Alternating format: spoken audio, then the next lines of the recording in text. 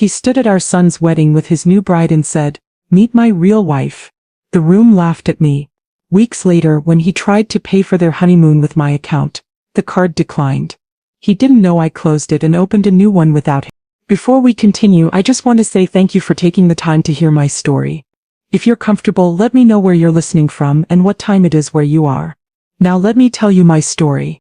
The divorce had been finalized a month prior, but the war, I was beginning to realize, was far from over. It had simply entered a cold phase. A period of uneasy truce, negotiated not by lawyers but by the shared unspoken desire to see our only son Jamal get married without a public implosion of the family unit.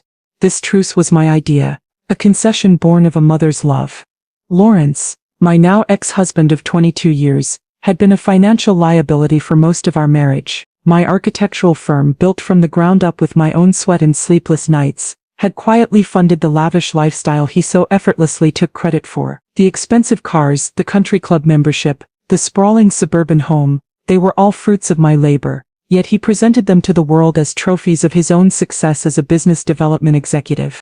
When he had announced he was leaving me for Brianna, a 30-year-old marketing associate from his office, the divorce had been swift and, on my part, surprisingly generous. I had given him more than he was legally entitled to, a golden parachute to exit my life with his pride and his credit score intact.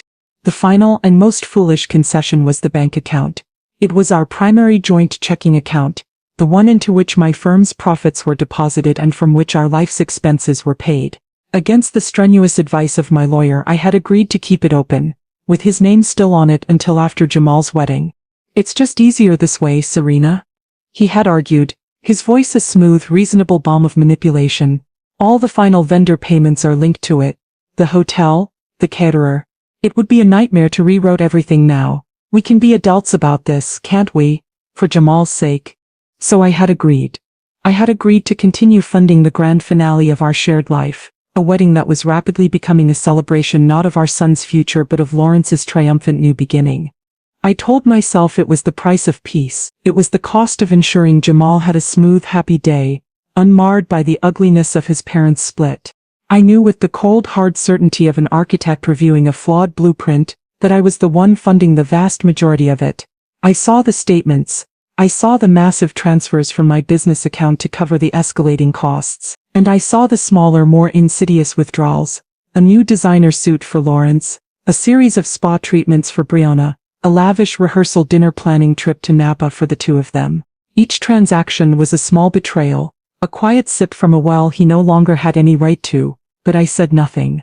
I held my breath and held my peace, counting the days until the wedding was over and I could finally surgically sever this last financial artery. It was an uneasy truce, a ceasefire I was paying for, and the strain of it was a low, constant hum of anxiety beneath the surface of my carefully composed life. The week leading up to the wedding was a masterclass in humiliation, a series of events designed, it seemed, to showcase my own obsolescence. Lawrence and Brianna were the undisputed stars of the show, a glamorous, incandescent couple basking in the glow of their new love and my old money, and I, the mother of the groom, was relegated to the role of a slightly awkward, faintly embarrassing background character. The rehearsal dinner was the opening act. It was held at a chic, ridiculously expensive downtown restaurant that Lawrence had discovered. He stood at the head of the long, candlelit table, his arm possessively around Brianna's waist, and gave a toast. "To my son, Jamal," he began, his voice booming with a practiced salesman's charm, "and to his beautiful bride, and to new beginnings." His eyes, for a fleeting, deliberate moment, found mine across the table. The message was unmistakable. His new beginning, not ours.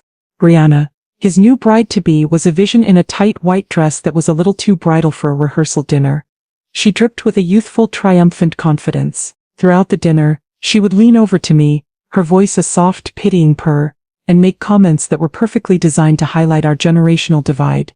"Oh, Serena, you must be so relieved to have all this wedding planning over with," she said, gesturing vaguely at the opulent room. "It's all so digital now, the online registries, the planning apps. It must be terribly confusing." I, a woman who ran a successful architectural firm that used complex 3D modeling software, simply smiled. I managed. Later, as we discussed the floral arrangements, she touched my arm with a perfectly manicured hand. "We went with something very modern, very clean. You'll love it. It's so much more chic than those big fussy bouquets people used to have. My own wedding bouquet, I recalled, had been a glorious fussy cascade of peonies and garden roses. Lawrence? For his part, enabled and encouraged her. He would laugh at her little digs, patting her hand and looking at me with an expression that said, "Isn't she adorable? So young, so modern." I endured it all for Jamal, my son, my kind, gentle and utterly non-confrontational son, seemed to float through these events in a state of willful blindness. He saw the tension, of course, but his primary goal was to avoid it. If I caught his eye after a particularly pointed comment from Brianna, he would just give me a small pleading look, a look that begged me not to make a scene, not to ruin the fragile peace. "Dad's just excited," he'd murmur to me later, as if his father's excitement was a valid excuse for his cruelty. "And Brianna is she's a little stressed with the wedding. Don't take it personally." But it was personal. It was deeply, profoundly personal. I was not just an ex-wife, I was the ghost at the feast, a walking, breathing reminder of a past that Lawrence was desperately trying to rewrite. And with every pitying look from Brianna, with every dismissive comment from Lawrence, and with every pleading, conflict-averse glance from my own son, I felt a little more invisible, a little more irrelevant. The uneasy truce was holding, but the cost to my own dignity was becoming astronomical. The wedding day itself was a spectacular production. The venue was the grand ballroom of the city's most exclusive hotel, a space I knew cost more per night than my first car. The room was a sea of white orchids and flickering candlelight, a testament to Brianna's modern, clean aesthetic and my rapidly dwindling bank account. Hundreds of guests, a mix of our old family friends and Lawrence's new, flashy business associates, mingled and drank champagne, the air buzzing with polite, expensive chatter. I had chosen my dress with care. It was a classic, beautifully cut gown in a deep sapphire blue, elegant, understated, and utterly defiant of Brianna's beige and white dress code. I was the mother of the groom, a role that, despite my ex-husband's best efforts, still held a certain undeniable status. I moved through the room with a serene, practiced grace, accepting compliments on my son's happiness, my face a mask of poised maternal pride. After the dinner plates were cleared, the clinking of a glass silenced the room. It was time for the toasts. The best man, Jamal's college roommate, gave a funny, heartfelt speech.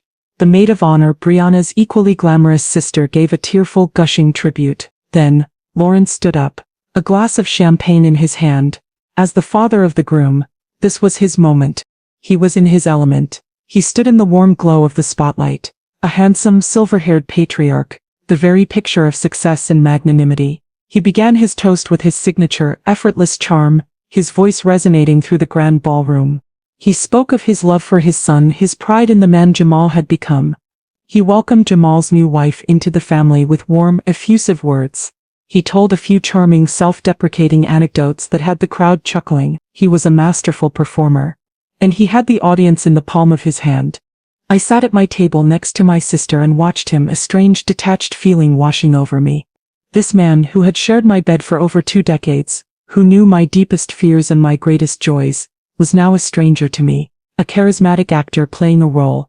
He raised his glass. "So let us all toast to the happy couple," he boomed, "to Jamal and his beautiful bride, to a future filled with love, laughter, and endless happiness." The crowd murmured its approval, glasses raised. But he wasn't finished. He held up a hand, a theatrical gesture to hold the moment. A slow, smug smile spread across his face. This was not the end of his speech. This was the crescendo. "But before we drink," Lawrence continued, his voice dropping slightly, drawing the attention of the room even more intensely. He turned to the head table and gestured for his new bride to join him in the spotlight. Brianna, her face alight with adoration, glided to his side. He wrapped his arm around her waist, pulling her close, a gesture of pure possessive ownership. He looked out at the assembled crowd of 200 people, at our friends, our family, his colleagues. His eyes, for a brief chilling moment, found mine across the room. It was a direct, deliberate act of targeting. He wanted me to see this. He wanted me to feel the full force of the blow that was about to land. Then, with a broad, dismissive smile, a smile that erased 22 years of our shared history, he delivered the line that he had clearly rehearsed, the line that was the entire point of this performance. "And I'd like you all to raise a glass to my beautiful bride, Brianna," he said, his voice ringing with a triumphant, cruel clarity. He paused, letting the moment hang in the air, ensuring everyone was listening. Meet my real wife. The words landed in the silent, candlelit ballroom with the force of a physical slap. My real wife. The implication was brutally publicly clear. I, the woman who had stood by his side for 2 decades, who had raised his son, who had built the very fortune that was paying for this extravagant party, was a sham, a placeholder. The starter wife, and this young, beautiful woman beside him, was the real thing, the genuine article, the triumphant conclusion to his life story. A wave of shocked, uncomfortable silence washed over one half of the room.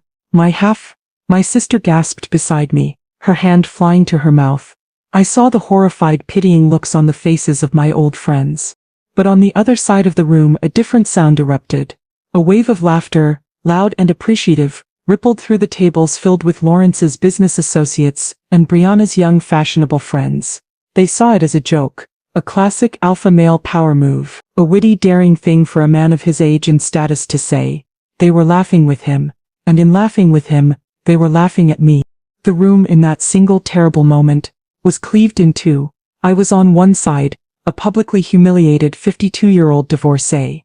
He was on the other, a conquering hero with his beautiful new queen, his victory punctuated by the sound of approving laughter. My face was burning. I felt a hot, prickling wave of shame and mortification so intense it was almost physically painful.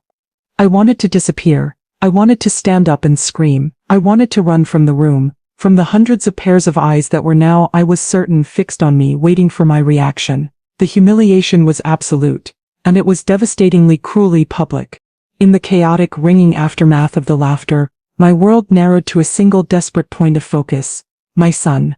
My eyes, burning with unshed, humiliated tears, darted to the head table, searching for Jamal. I needed him. I needed him to stand up, to say something, to defend me. I needed to see a flicker of outrage, of loyalty, of the love I knew he held for me. Our eyes met for a fraction of a second. He saw the raw, pleading pain in my face, and I saw the conflict in his. He was trapped, a deer in the headlights of his father's monstrous ego, and his own desperate desire for a perfect drama-free day. And then, he did it. The small, simple, and utterly devastating act of betrayal from which my heart would never fully recover. He looked away. He broke eye contact, his gaze dropping to the pristine white tablecloth in front of him. He stared at his plate, at the perfectly arranged slice of wedding cake, as if it were the most fascinating object in the world. He did not speak. He did not move. He just sat there, in his handsome tuxedo, a silent, complicit partner in my public humiliation. His silence was a shout. It was a declaration of allegiance. In that moment of choosing, he had not chosen me. He had chosen his father. He had chosen peace. He had chosen to sacrifice his mother's dignity on the altar of his own comfort. That was the blow that truly broke me. Lawrence's cruelty was the act of an enemy. I had expected it, but my son's silent, passive cowardice was the act of a traitor. It was a wound far deeper, far more personal than any public insult. Beside him, Jamal's new wife, her face a mask of polite concern, reached over and placed her hand on his, a gesture of wifely support. She did not look at me. She too was pretending nothing had happened. They were a united front, a young couple determined to let nothing spoil their perfect day, not even the public vivisection of the groom's mother. A cold, hard numbness began to spread through my chest. A blessed anesthetic for a pain that was too great to bear. The laughter in the room died down. The band began to play a bland, upbeat tune. People started talking again, the moment of high drama already fading into the background hum of the reception. But for me, the world had changed. The truce was not just broken, it had been nuked from orbit. The generosity, the desire for peace, the willingness to be the bigger person, it all evaporated in the face of my son's averted gaze. He had shown me my place in his new life, and I, in that moment of terrible clarity, finally and completely accepted it. My first instinct was to flee, to stand up, knock over my chair, and storm out of that ballroom, leaving a wake of shattered glass and scandal behind me. I wanted to give them the scene they deserved, the dissonant energy I had been so worried about creating. But as the wave of adrenaline and rage subsided, a different instinct took over. It was the architect in me, the part that was cool, logical, and strategic.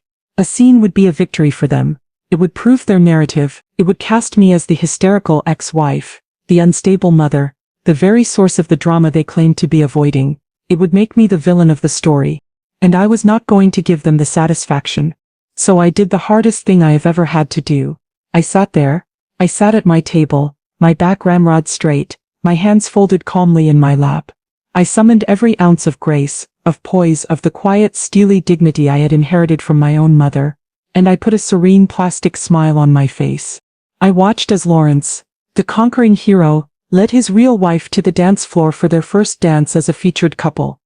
I watched them sway to a syrupy pop song, their faces alight with a triumphant, nauseating bliss. I clapped politely when they finished. I stayed for the cutting of the cake. I watched as my son, my quiet traitorous son, placed a piece of ridiculously expensive cake into his new wife's mouth. I smiled as if my heart were not a pile of shattered glass in my chest.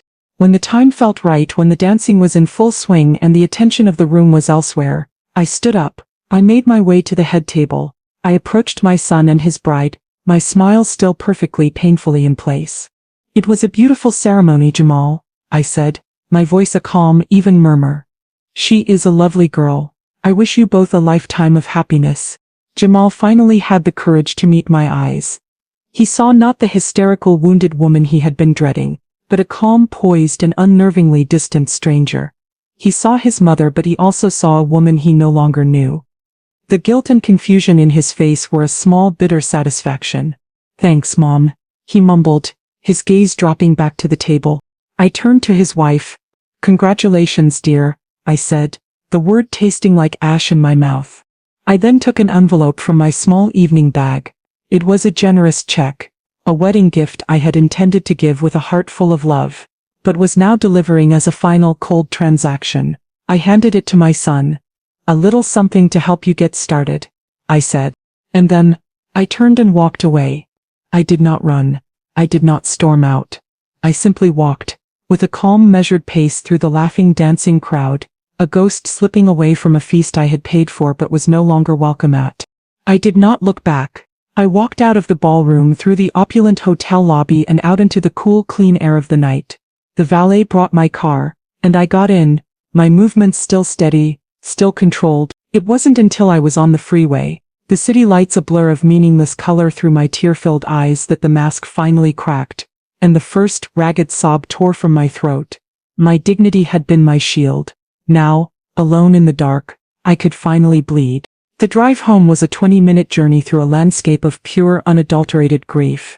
The city lights blurred and fractured through the hot, angry tears that streamed down my face. The carefully constructed dam of my composure, which had held firm through hours of public torture, finally broke, and the flood was devastating. I had to pull over. The sobs were coming in great, ragged waves that shook my entire body, making it impossible to see the road. I pulled into the empty parking lot of a closed suburban strip mall, under the cold, indifferent glare of a street lamp, and I let it all out. I wept for the 22 years of my life I had given to a man who saw me as a temporary placeholder. I wept for the beautiful home I had designed and built, a home that was now just a stage for his second act. I wept for the public humiliation, the feeling of being laughed at, of being dismissed, of being erased. But most of all, I wept for my son. The image of his face, his eyes dropping to the tablecloth, was burned into my mind. Lawrence's cruelty was a known quantity, a blade I had seen coming, but Jamal's silence, that was the unexpected, twisting knife. It was the betrayal that had severed something deep and fundamental within me. The unconditional love of a mother is a powerful, resilient thing, but in that moment, in that silent, cowardly act, my son had found its limit. The fierce, burning rage came later, after the tears had subsided, leaving me hollowed out and empty. It was a cold, quiet anger, the kind that does not shout but calculates. I sat in my car in that empty parking lot, the engine ticking as it cooled, and I saw the entire situation with a new, brutal clarity. The truce was a fiction. My attempts to be the bigger person, to keep the peace for Jamal's sake, had been a fool's errand. My generosity had not been seen as a gesture of love, but as a sign of weakness. My desire for a drama-free wedding had been interpreted as an open invitation for them to create all the drama they wanted, at my expense. They had mistaken my kindness for stupidity. They had mistaken my dignity for surrender. Lawrence, with his monstrous ego, and my son with his spineless complicity, had fundamentally misunderstood the woman they were dealing with. They saw me as the gentle, nurturing mother, the supportive ex-wife, They had forgotten that I was also Serena Montgomery, the architect, a woman who had built a business from nothing in a male-dominated field, who had stared down contractors, battled with zoning boards, and managed multi-million-dollar projects. I was a woman who understood structure, who understood foundations, and who knew with an absolute certainty how to demolish a building that was no longer sound. My marriage was a structure that had been condemned. My relationship with my son was now on unstable ground, but the financial structure that underpinned their entire triumphant new life, that was a structure I had built. And it was a structure I could and would bring crashing down. The drive home from the parking lot was different. The tears were gone, my hands were steady on the wheel, my mind was clear, sharp and focused. The grief was still there, a cold, heavy stone in my gut, but it was no longer the driving force. It had been replaced by a quiet, diamond-hard resolve. The peace I had been trying to keep was a fiction. Now it was time for the truth. I woke the next morning to a house that felt both alien and, for the first time in a long time, entirely my own. The sun was streaming through the large plate glass windows of my bedroom, a room that was now officially just my room. The other side of the king-sized bed was empty, the sheets cool and undisturbed. The grief from the night before was still there, a dull, persistent ache in my chest, but the sharp, chaotic edges of the pain had been smoothed away, leaving behind a cold, clear and unshakable resolve. The emotional storm had passed, and in its wake the landscape of my life was starkly, brutally clear. I went to my home office, a beautiful sunlit space I had designed for myself, with a large drafting table and a wall of windows overlooking the garden. This was my command center, the place where I had built my empire, one blueprint at a time. I sat down at my desk, powered on my computer and pulled up the one thing that could translate my emotional turmoil into a language I could understand: numbers. I logged into my online banking portal, and I looked at the statements for the joint account, the one I had so foolishly, so generously left open for Lawrence. The numbers on the screen told a story far more honest than any of his charming speeches. I saw the massive six-figure transfers from my firm's business account, the lifeblood of my own hard work flowing into this shared pool. And then I saw the outflow. The checks to the hotel, the caterer, the ridiculously expensive floral designer, the thousands of dollars for Brianna's designer wedding gown, the thousands more for Lawrence's custom-made tuxedo. But it was the smaller, more personal transactions that made my blood run cold. The charges from a high-end jewelry store, a month before the wedding, Brianna's something new, no doubt. The series of withdrawals from ATMs near Lawrence's new downtown apartment, the charges for lavish dinners, for rounds of golf at his club, for a weekend trip to a boutique hotel that was clearly not a wedding planning expense. He wasn't just using the account for the wedding, he was using it as his own personal slush fund, a financial IV drip connected directly to my life's work, funding his new life with his new wife. He was, in every sense of the word, stealing from me, and he was doing it with a smile on his face, secure in the knowledge that my desire for peace would prevent me from ever calling him out on it. The humiliation of the night before, his cruel public toast, was not just an emotional attack, it was a strategic one. It was the act of a man so confident in his financial control over me, so certain of my passive compliance, that he felt he could do or say anything without consequence. He believed the money would keep flowing, because it always had. I sat there, in the quiet of my sunlit office, and I saw the full, ugly picture. My generosity had not been a bridge, it had been a doormat. My desire for peace had not been a sign of maturity, it had been an open invitation for disrespect. My continued financial support was not a gift, it was the fuel that powered the engine of my own humiliation. The architect in me took over. I saw the flawed design, the structural instability of the entire arrangement. When a foundation is corrupt, you do not plaster over the cracks. You do not redecorate, you demolish it. You tear it down to the ground and you start again on solid, unshakable ground. The decision was not emotional, it was logical, it was structural, it was absolute. The financial ties that still bound me to Lawrence Montgomery were a compromised foundation, and they had to be severed. Immediately, completely, and without another moment's hesitation. The time for being the bigger person was over. It was time to be the smarter one. My decision, once made, was executed with the calm, swift precision of an architect signing off on a final blueprint. There was no more hesitation, no more second guessing. The emotional component was gone, replaced by a cold, clear, and deeply satisfying sense of purpose. This was not an act of revenge, It was a necessary and long overdue financial restructuring. I looked up the number for the private client division of my bank. A direct line that bypassed the usual automated menus and call center queues. I had a dedicated manager, a sharp, efficient woman named Ms. Albright, with whom I had worked for years on my business accounts. I dialed the number. She answered on the second ring. Ms. Albright, good morning. This is Serena Montgomery. Serena, good morning, she said, her voice warm and professional. It's good to hear from you. How can I help you today? I need to make some immediate changes to my personal accounts, I said, my voice even and calm. As you know, my divorce from my husband Lawrence Montgomery was recently finalized. I am now in the process of restructuring my finances. Of course, she said, and I could hear the soft, rapid clicking of her keyboard as she pulled up my file. I have your accounts right here. How would you like to proceed? First, I said, taking a deep, steadying breath, I would like to close our primary joint checking account, number 742855, effective immediately. There was a brief pause on the other end of the line. This was a significant account, the central hub of my financial life for over 2 decades. Close the account, Serena, she asked, a note of surprise in her voice. Not just remove Mr. Montgomery's name? No, I said, my voice firm, leaving no room for negotiation. I want the account itself closed, terminated. A clean break. I want a complete and final end to that financial entity. Removing his name would be an alteration. I wanted a demolition. I wanted it to cease to exist. I understand, Ms. Albright said, her voice returning to its professional, efficient tone. The reason was not her concern, the execution was. I can process that for you right now. What would you like to do with the remaining balance? This was the next, and most crucial step. I would like you to transfer the entire balance, I said, my eyes on the 7-figure number on my computer screen, into a new sole ownership Premier account. The account should be in my name, and my name only, Serena Montgomery.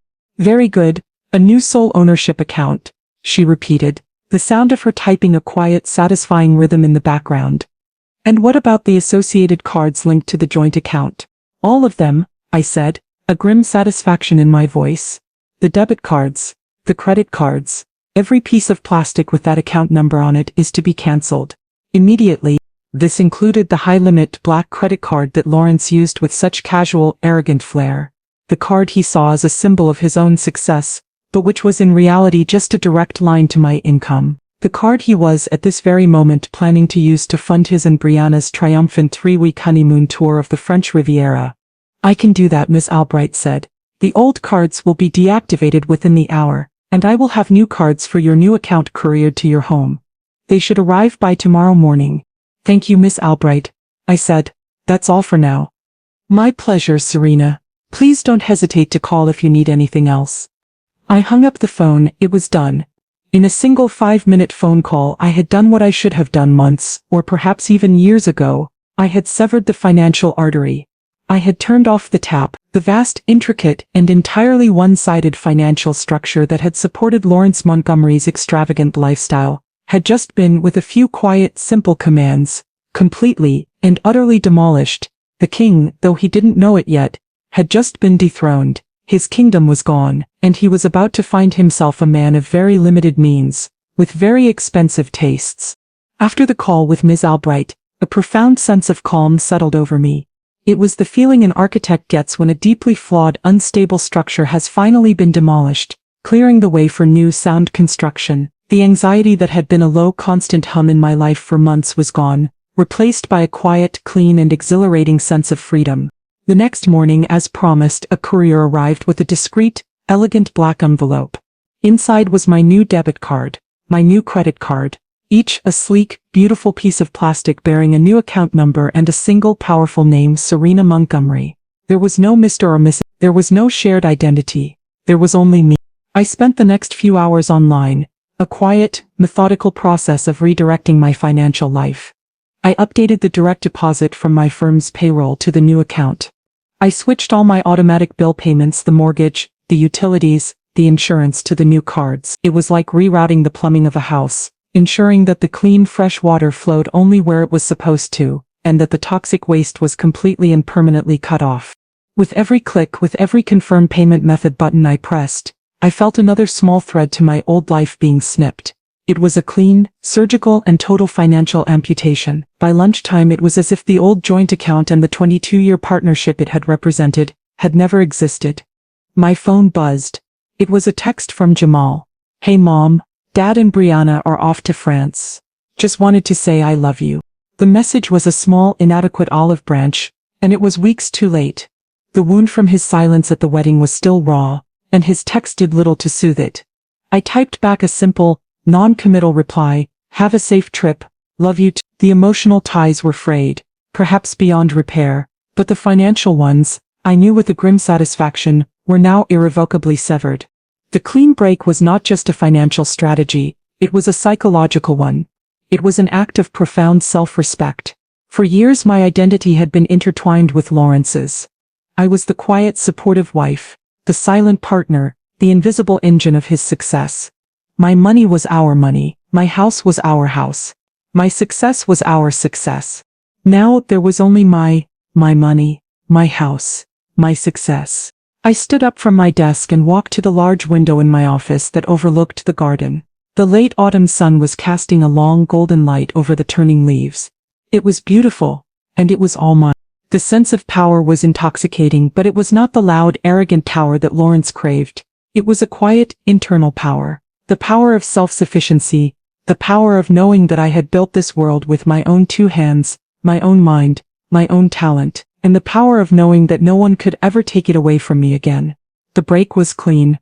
The demolition was complete. The site was cleared. And now I was finally free to begin designing my own future. On my own terms. While I was meticulously rebuilding the foundations of my financial life, Lawrence and Brianna were living in a state of blissful, arrogant ignorance. They were the stars of their own triumphant narrative, the glamorous couple embarking on the next exciting chapter of their lives, completely unaware that the book they were reading from had just had its final pages torn out.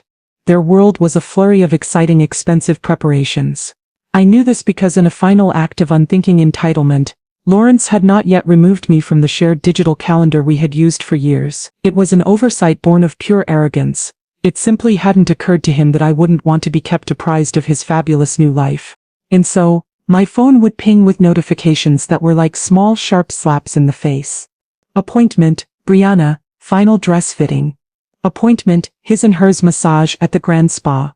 And most gallingly, event, Montgomery honeymoon, 3 weeks in the French Riviera.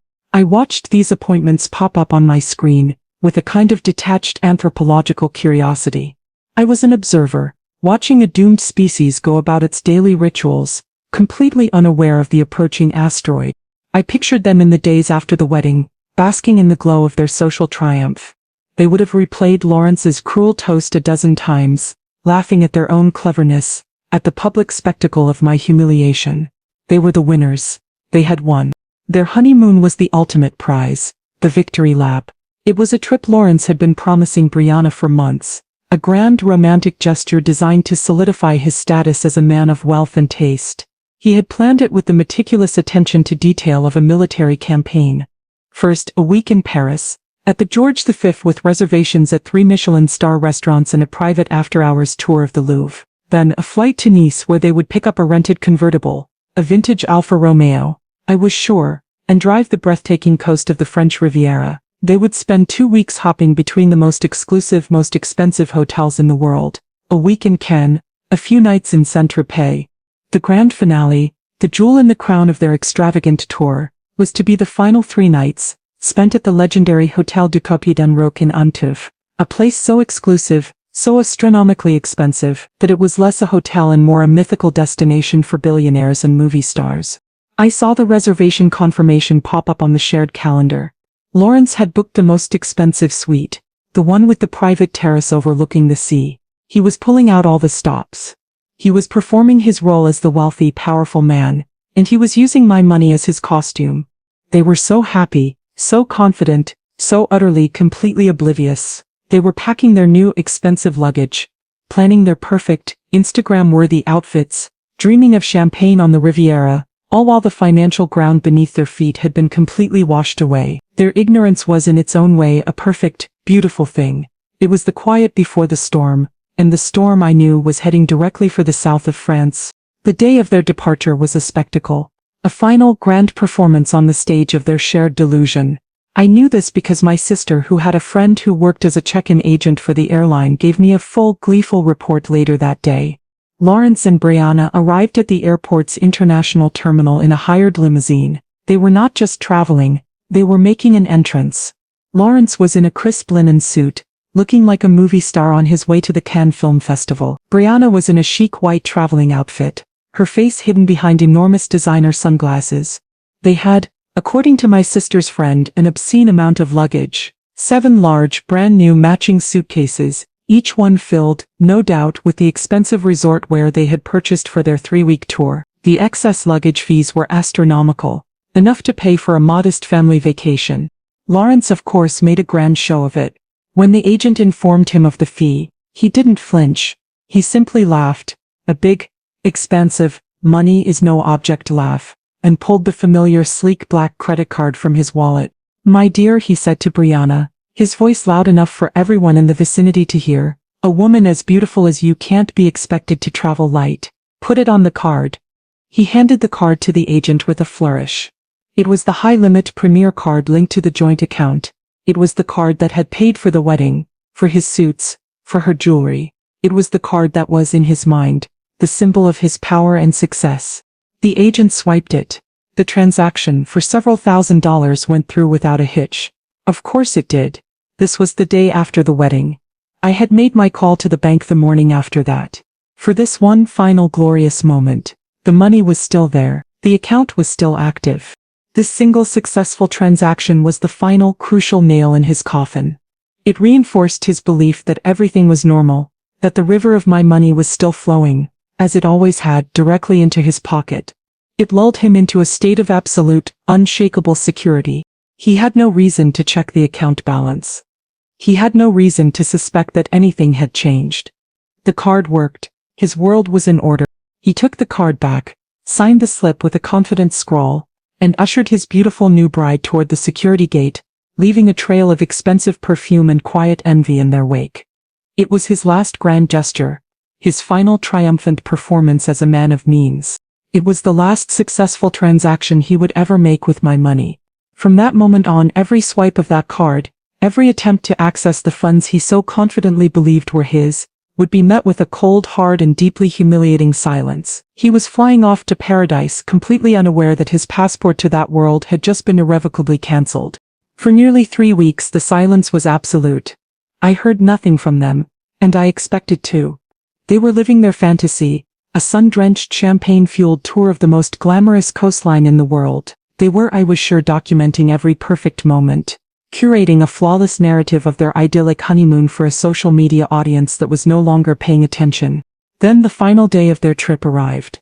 The day of the grand finale, the day they were scheduled to check into the mythical, ultra-exclusive Hotel du Cap d'Enroc in Antibes.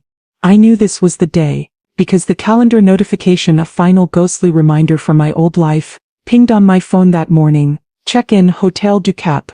I pictured the scene with the clarity of an architect visualizing a finished building. The grand sweeping driveway, the impossibly beautiful historic hotel perched on the cliffs overlooking the Mediterranean. The air of quiet, old-money elegance that permeated the place. This was the pinnacle of the lifestyle Lawrence had promised Brianna.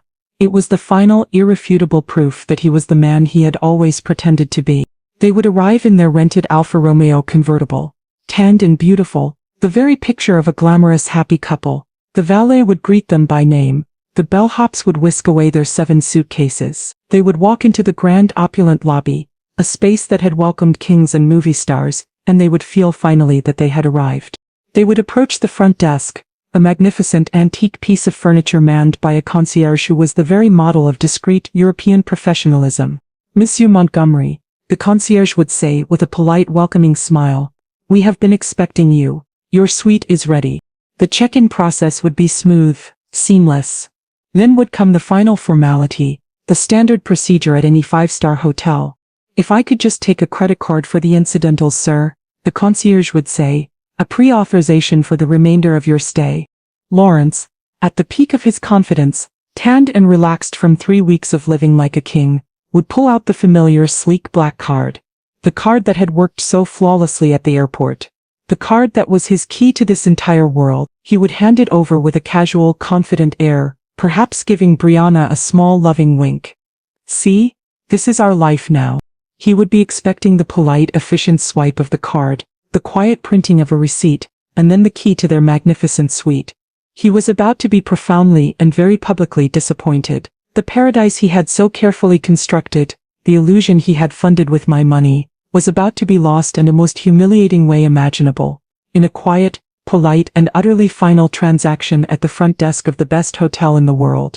The concierge, a man in a perfectly tailored suit whose name tag read Jean-Pierre, took the black credit card from Lawrence's hand. He did not inspect it. He did not need to. He had seen thousands of such cards. Cards that represented fortunes far greater than Lawrence could ever imagine. He slid it through the small efficient machine on his desk. There was a moment of silence. A polite, almost imperceptible frown creased Jean-Pierre's smooth professional brow. A small, discreet red light had blinked on the machine. He swiped it again, a little more slowly this time, assuming a minor technical glitch. The red light blinked again. Lawrence, who had been whispering something to a smiling Brianna, noticed the pause. "Is there a problem?" he asked, a hint of impatience in his voice. "One moment, Monsieur," Jean-Pierre said, his voice a low, discreet murmur. He tried the card a third time, in a different machine. The result was the same. The card was dead. The polite smile on the concierge's face did not waver, but his eyes were now cool, professional and utterly unyielding. He had seen this scenario before. The world was full of men trying to live a life they could not afford. "I am so sorry, Monsieur Montgomery," he said, his voice still a whisper but one that carried the weight of an iron door slamming shut. "The card has been declined." The words, though spoken quietly, seemed to echo in the grand, silent lobby. Declined. The single most humiliating word in the lexicon of the wealthy. Lawrence stared at him, his confident smile faltering. "Declined? That's impossible," he said, his voice a little too loud. "There must be a mistake with your machine. Try it again." "I have tried it 3 times, sir, on 2 different machines," Jean-Pierre replied, his politeness now a formidable, impenetrable wall. "The authorization is not going through. Perhaps you have another card." Lawrence's face began to flush a deep, mottled red. He fumbled in his wallet, his usual smooth, confident movements replaced by a frantic, clumsy scrabbling. He pulled out a different card, a backup card, also linked, of course, to the same now non-existent account. Jean-Pierre took the second card without expression and swiped it. The result was the same. "I'm sorry, sir, this one has also been declined." A small line of other wealthy, impeccably dressed guests had begun to form behind them, their faces a mixture of impatience and quiet, cruel curiosity. Brianna's beautiful, triumphant smile had vanished, replaced by a tight, thin line of confusion and dawning mortification. She was looking at her new husband, the powerful, successful man who had promised her the world, and seeing for the first time a flicker of something else, a fraud. "This is ridiculous," Lawrence sputtered, his voice now a low, furious hiss. "I have millions in that account. There is no reason for this to happen. Perhaps you would like to step aside and call your bank, monsieur?" Jean-Pierre suggested, his voice still perfectly polite, but with an underlying tone of dismissal. He was already looking past Lawrence to the next guest in line. Humiliated, his face burning, his entire world tilting on its axis, Lawrence had no choice. He had to step away from the front desk, away from the prize that was just inches from his grasp, and try to figure out why his passport to paradise had just been so publicly, so quietly, and so utterly declined. Lawrence, his face a mask of furious humiliation, stalked over to a secluded corner of the opulent lobby, his phone already pressed to his ear. Brianna followed him, her earlier adoration now curdled into a tight, anxious silence. Her dream honeymoon was rapidly turning into a public nightmare, and her expression made it clear who she blamed.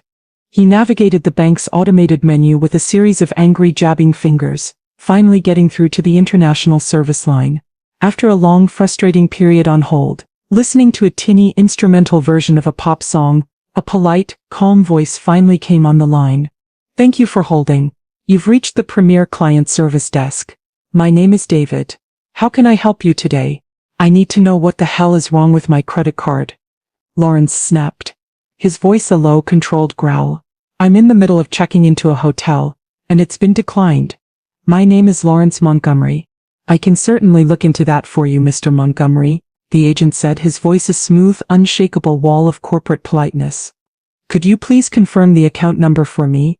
Lawrence rattled off the number of the old joint account, the number that had been the bedrock of his financial life for 20 years. There was a moment of silence, punctuated by the soft clicking of a keyboard. I see, the agent said, his tone still perfectly neutral. And could you please verify your identity with your mother's maiden name? Frustrated, Lawrence gave the name. Another pause. Thank you for verifying, sir, the agent said. I'm pulling up the account history now. Another long, agonizing pause. Lawrence tapped his foot impatiently on the marble floor. Brianna stood with her arms crossed, her expression growing colder by the second. Okay, Mr. Montgomery, the agent said finally. I see the problem. Well, what is it? Lawrence demanded. Did my office forget to process a transfer? No, sir, the agent said, his voice still maddeningly calm. The issue is that the account you are referencing, account number 742855, no longer exists. Lawrence stared at the phone. What? What do you mean?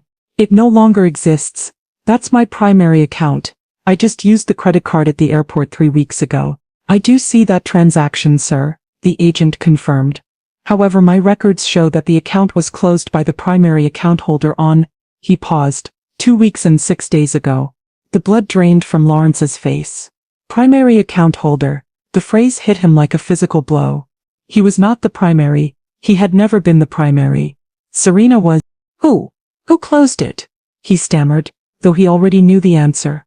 The account was closed at the request of the primary holder, Miss Serena Montgomery, the agent said, his voice a final, dispassionate nail in the coffin. The remaining balance was transferred to a new account, and all associated cards were cancelled at that time. The agent continued, his voice a meaningless drone. I'm sorry, sir, but as you are no longer a signatory on any active accounts with us, I'm afraid I can't provide you with any further information. Is there anything else I can help you with today? Lawrence didn't answer. He couldn't. The phone slipped from his numb fingers, clattering onto the marble floor. It was over. It was all gone. The money, the status, the entire elaborate fiction of his life, had vanished in a single quiet and perfectly executed phone call 2 weeks ago. He was a king who had just discovered his kingdom was a mirage, and he was stranded, with his beautiful, expensive new bride in the most luxurious hotel in the world, with no way to pay the bill. The final scene of Lawrence's grand performance was not a dramatic explosion, but a quiet, pathetic implosion. He stood in the magnificent lobby of the Hotel du Cap d'Unroc, a man utterly undone, the broken phone at his feet a symbol of his severed connection to the life he thought was his. His face, which had been so tanned and confident just minutes before, was now a ghastly pale mask of dawning horror and pure impotent rage. He looked at his beautiful new bride, the prize he had won, the symbol of his triumphant second act. Brianna was staring at him, and for the first time in their relationship there was no adoration in her eyes. There was no love. There was only a cold, hard, and deeply chilling flicker of contempt. She was a woman who had been promised a kingdom, and she had just discovered that her king was a fraud, a jester who had been playing dress-up in someone else's robes. The look on her face was not one of sympathy. It was the look of a shrewd investor who has just realized her entire portfolio is worthless.